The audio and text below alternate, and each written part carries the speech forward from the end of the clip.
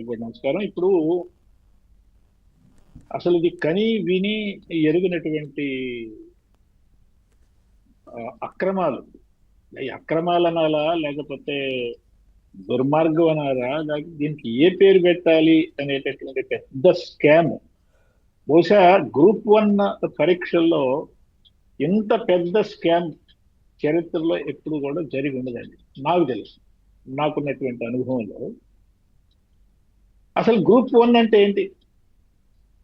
Civil service తర్వాత group 1 ప్రధానమైనటువంటి పరీక్ష అండి. అవును. గ్రూప్ 1లో ఎవరైతే సెలెక్ట్ అవుతారో వాళ్ళు డిఎస్పీలు గానో లేకపోతే డిస్ట్రిక్ట్ ఎంప్లాయ్మెంట్ ఆఫీసర్ గానో ఇట్లాంటి పెద్ద పెద్ద ఉద్యోగాలు సంపాదిస్తారు. వాళ్ళకి కొంత ఎక్స్పీరియన్స్ వచ్చిన తర్వాత కన్ఫర్డ్ ఐఏఎస్ కూడా వస్తుంది ఈ గ్రూప్ 1 ఆఫీసర్లకి. అటువంటి రాష్ట్రంలో ప్రధానమైనటువంటి పెద్ద పరీక్ష ఏది అంటే పెద్ద పెద్ద అధికారులు నియమించేటటువంటి రాష్ట్ర స్థాయిలో నిర్వహించేటటువంటి యూపీపీఎస్సీ తర్వాత ఏపీపీఎస్సీ నిర్వహించేటటువంటి గ్రూప్ 1 పరీక్ష. మొట్టమొదటిసారిగా ఈ 2018 గ్రూప్ 1 పరీక్షల్లో ఇందాక మీరు చెప్పినట్టుగా ఒక రకంగా ఆడుకున్నారండి. అభ్యర్థులతో ఆడుకున్నారు, అభ్యర్థుల యొక్క జీవితాలతో ఆడుకున్నారు. ఈ పిఎస్ఆర్ ఆంజనేయులు ఐపీఎస్ ఆఫీసర్ దీనికి ప్రధానమైనటువంటి సూత్రధారి అని చెప్పని నేను అనుకుంటున్నాను. ఆనాడు చైర్మన్ గా ఉన్నటువంటి విజయభాస్కర్, అతడు తెలుగుదేశం పార్టీ నియమించింది చైర్మన్ గా, ఏపీపీఎస్సీ చైర్మన్ గా. చివరి దశలోనండి అతన్ని అసలు ఎట్లా ఇబ్బంది పెట్టారో అట్లా ఇబ్బంది పెట్టారు. కనీసం అతని ఛాంబర్ లో కూడా అడుగు పెట్టనీలేదు, తాళం వేసి పారేశారు. అతనికి అటెండర్ ఇవ్వలేదు, అతని ఛాంబర్ లోకి వెళ్ళలేదు. అంటే తెలుగుదేశం పార్టీ నియమించింది కాబట్టి కోపం అన్నమాట. విజయభాస్కర్ చెప్పాను. ఉదాహరణ చెప్తానండి. ఇప్పుడు ఫుడ్ కమిషన్ చైర్పర్సన్ ఎవరో ఉన్నారు, ఒక రెడ్డి గారు, వెంకటరెడ్డి ఎవరు. అతను చక్కగా ఇన్స్పెక్షన్ చేస్తాడు, నోటీసులు ఇస్తున్నాడు. ఎవరిని ఏనాడు కూడాను తెలుగుదేశం పార్టీ ఇప్పుడు ఉన్నటువంటి కూటమి ప్రభుత్వం అతను ఇబ్బంది పెట్టాల. అతను అన్ని పనులు చేసుకుంటున్నాడు. ఇటువంటి నేపథ్యంలో మొట్టమొదట అసలు యాక్చువల్ గా నోటిఫికేషన్ లో ఏమని చెప్పారు? చాలా స్పష్టంగా నోటిఫికేషన్ లో వాళ్ళు ఇచ్చినటువంటి నోటిఫికేషన్ లో ఈ మూల్యాంకనం అనేటటువంటిది మాన్యువల్ గా జరుగుతుంది అని ఇచ్చారు. నోటిఫికేషన్ లో చాలా స్పష్టంగా ఇచ్చారు. అంటే నోటిఫికేషన్ లో ఏ విధంగా విషయాలు ఉన్నాయో దాని ప్రకారమే ఎగ్జామినేషన్ నిర్వహించాల్సినటువంటి అవసరం ఉన్నది. దానికి మొన్న 2003 డిఎస్సి వాళ్ళకి ఓపీఎస్ ఇచ్చారు. ఎందుకు ఇచ్చారు? ఇచ్చినటువంటి నోటిఫికేషన్ లో వాళ్ళకి సిపిఎస్ అనేటటువంటి మాట అనలేదు కాబట్టి తర్వాత నోటిఫికేషన్ లో అన్నారు మీకు సిపిఎస్ చెప్పని. అంటే అన్ని నోటిఫికేషన్లోనే ఉంటాయి. కానీ వీళ్ళు మొట్టమొదటి మూల్యాంకనం ఆఫ్లైన్ లో కాకుండా, అంటే మాన్యువల్ గా కాకుండా డిజిటల్ గా నిర్వహించడం జరిగింది. ఏ పేరు చెప్పి? ఆ రోజున కోవిడ్ ఉందని చెప్పని కోవిడ్ పేరు చెప్పి మూల్యాంకనాన్ని వాళ్ళు డిజిటల్ రూపంలో జరపటం జరిగింది. నేను అడుగుతున్నానండి మీ ద్వారా, అసలు కోవిడ్ వచ్చినప్పుడు నాకు బాగా తెలుసండి, పాఠశాలల్లో ఎన్ని దుర్మార్గాలు చేయాలో అన్ని దుర్మార్గాలు చేశారు. టీచర్ని కోవిడ్ టైంలో స్కూళ్ళకి రమ్మన్నారండి, పిల్లల్ని రమ్మన్నారండి. ఆ రోజున ఆన్లైన్ పరీక్షల్లో, ఆన్లైన్ టీచింగ్ లో పిల్లల యొక్క మూల్యాంకనాన్ని మాన్యువల్ గా చేయమన్నారు. అంటే అక్కడ ఒక న్యాయం, ఇక్కడ ఒక న్యాయం. అంటే నీకు మూల్యాంకనానికి అంటే ఏది మాన్యువల్ మూల్యాంకనానికి ఇబ్బంది ఏమీ లేదు.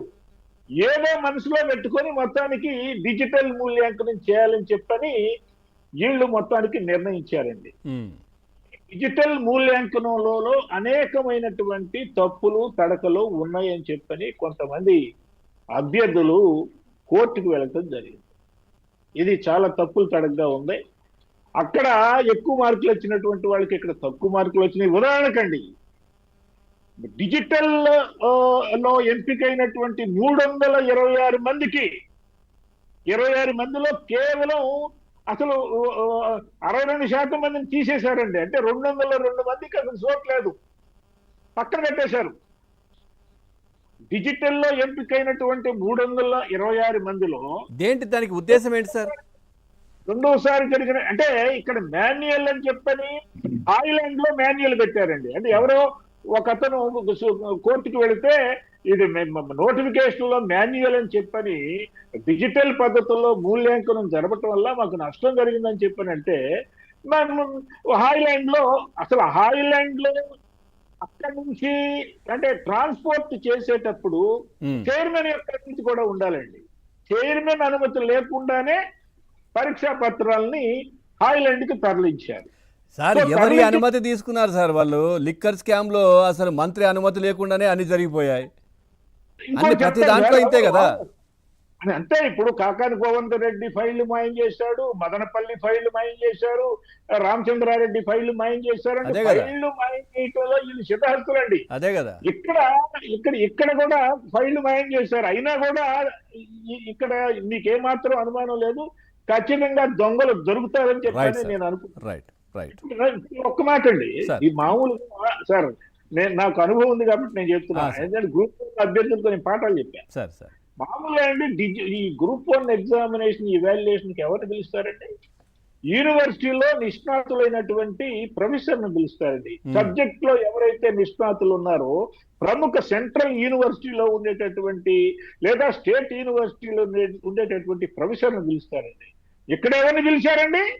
ఈ పిఎస్ఆర్ ఆంజనేయులకి చాలా దగ్గరగా ఉండేటటువంటి స్నేహితుల సంస్థల్లో పనిచేసేటటువంటి ప్రైవేట్ ఉపాధ్యాయులు, అధ్యాపకులు, వాళ్ళని పిలిచి వాళ్ళ చేత మూల్యాంకనం చేయించడం అనేటటువంటి వాళ్ళే కాదు సార్, 10వ తరగతి ఇంటర్మీడియట్ చదివిన వాళ్ళు, 10వ తరగతి చదివిన వాళ్ళు, చివరికి వాచ్మెన్ కూడా ఓఎంఆర్ షీట్ లో మార్కులు వేస్తాడండి. ఏది డిజిటల్ లో వచ్చినటువంటి మార్కుల్ని ఓఎంఆర్ షీట్ ఏది హాయిలాండ్ లో మార్కులు వేస్తారండి.